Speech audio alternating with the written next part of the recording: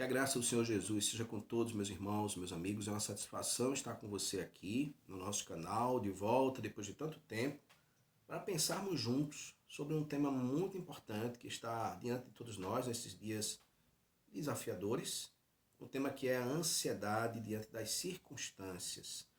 Já diziam alguns estudiosos que a ansiedade é excesso de futuro. Existe um lado positivo na ansiedade, quando ela se torna construtiva, e a gente quer fazer um pouco mais, a gente quer buscar um pouco mais, mas precisamos encontrar o equilíbrio, ou essa ansiedade vai nos deixar adoecidos. Muitas pessoas estão adoecendo com crise de ansiedade, e aí vem taquicardia, aí vem problemas com sono, muito sono, pouco sono, muita vontade de comer ou pouca vontade de comer, uma série de outros efeitos, uma série de outros sintomas que os especialistas têm nominado para que nós tenhamos cuidado e identifiquemos a ansiedade.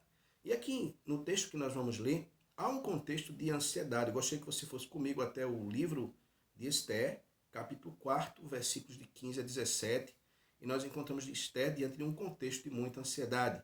Vamos ler, assim nos diz a palavra de Deus, Esther, capítulo 4, de 15 a 17. De novo, Esther mandou-os responder a Mardoqueu: vai, ajunta todos os judeus que se acham em Suzã, e jejuai por mim, e não comais nem bebais por 3 dias, nem de noite nem de dia. E eu e as minhas moças também assim jejuaremos. Depois irei ter com o rei, ainda que isso não é segundo a lei. E se eu perecer, pereci. Se eu perecer, pereci. Essa é a frase título da nossa reflexão de hoje. Se eu perecer, pereci.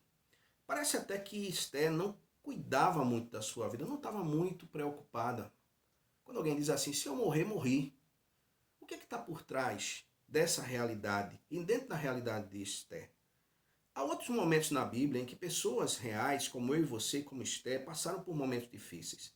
Eu lembro, por exemplo, de uma expressão de Jacó, quando os seus filhos haviam voltado do Egito, foram comprar comida, encontraram José, não sabiam que era José. José lá era o governador do Egito, e ele exige que um deles fique, Simeão, e Simeão fica como garantia de que Benjamim virá ficar em seu lugar, e aí ele despede seus irmãos vão para casa, chegam na casa de Jacó, ali em Canaã, e falam do que aconteceu. Jacó fica muito preocupado e diz que não pode uma coisa como essa, já perdeu José, agora ele achava que José tinha morrido, ele não sabia, agora perdeu Simeão, e se deixar o outro filho embora, como é que ele vai ficar? Passam alguns dias, e aí o pão que eles já haviam comprado do Egito, a comida havia acabado, eles tinham que voltar novamente, tinham que voltar para o Egito.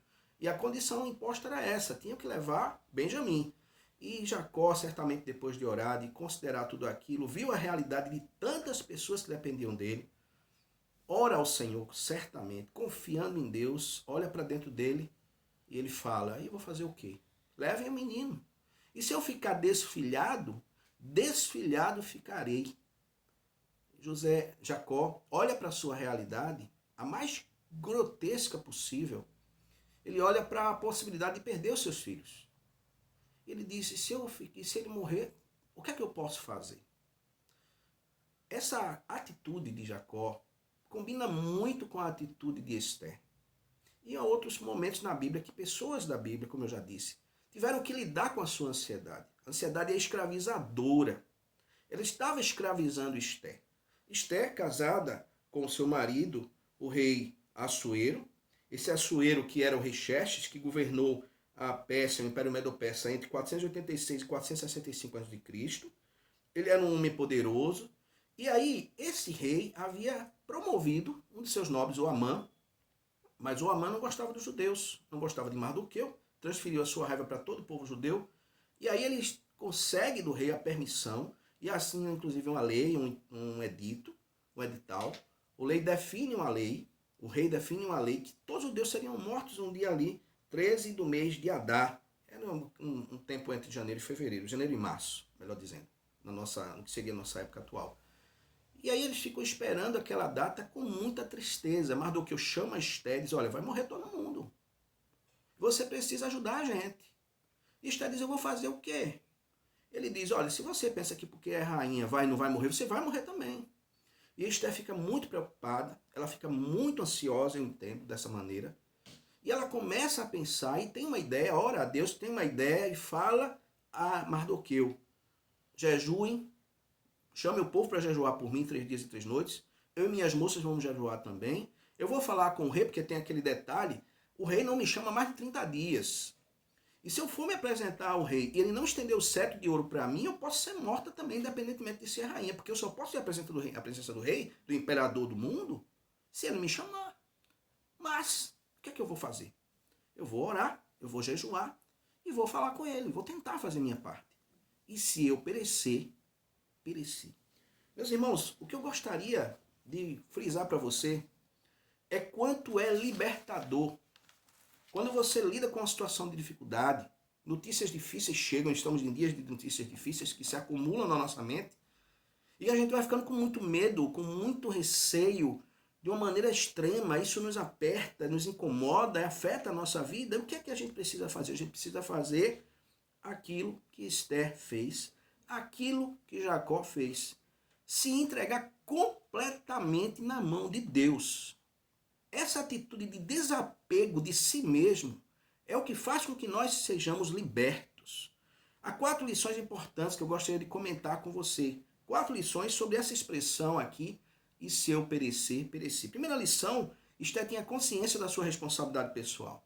Estava diante de um problema, de uma situação gravíssima, o povo contava com ela, era um momento de grande definição, não tinha o que fazer, precisava ir para frente, não podia recuar, não podia se esconder, tinha que enfrentar. Então ela vai e jejua, fala para ele: jejue por mim, pelas minhas moças, nós também jejuaremos, chame o povo para jejuar, esse é um problema de todos nós.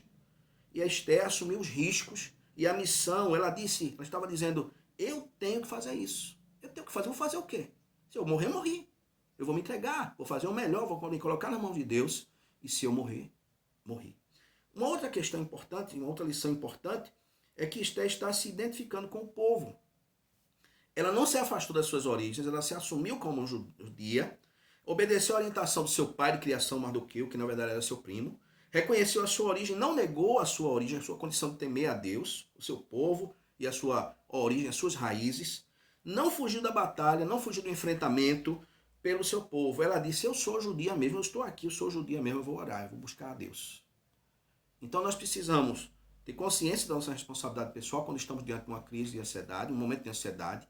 Precisamos olhar para a situação e nos identificar com as pessoas que dependem de nós, que estão ao nosso redor. Quantas pessoas na sua família estão olhando para você de repente aí, talvez abalado com alguma coisa, com alguma situação, com notícias que você recebe todos os dias pelas redes sociais e te deixam preocupado: o que é que vai acontecer, como é que vai ser, sei lá, como é que vai ser o Brasil daqui para frente. Se eu perecer, pereci. Eu vou confiar em Deus. Precisamos assumir a posição como povo, como alguém que ora pelo povo, como alguém que se coloca diante daquele que pode resolver, fazendo a nossa parte, mas nos colocando na dependência completa de Deus.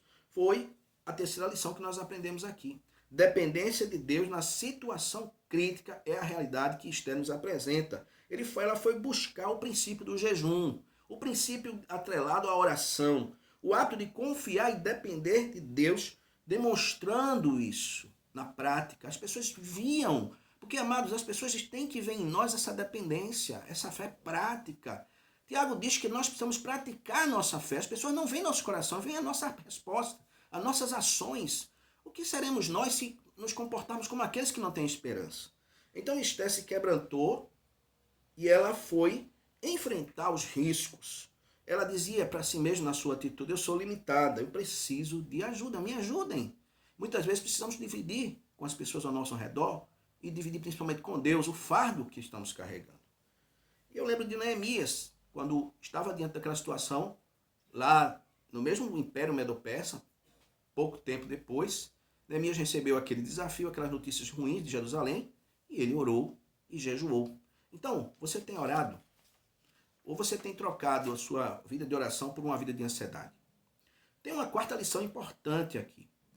É a lição de que essa postura de Esther, assim como a postura de Jacó, assim como a postura daqueles homens lá, Sadraque, Mesaque e Abednego, diante daquela fornalha, diante daquele rei, quando foram lançados, eles tinham, claro que eles sabiam dos riscos, mas eles disseram: rei, fica sabendo que Deus pode nos ajudar. E se ele não nos ajudar, vamos morrer, mas Deus continua sendo Deus. Nós cantamos, se Ele fizer, Ele é Deus, se Ele não fizer, Ele é Deus, mas vivemos isso, temos convicção, amados, essa convicção que nos liberta. Isso nos dá aquilo que Esté teve, a vitória sobre o medo do futuro. Jesus nos orienta a não vivermos com medo do futuro, mas confiarmos nele, lançando sobre ele toda a nossa ansiedade, como escreveu Pedro. Ele disse, não estejais ansiosos de coisa alguma.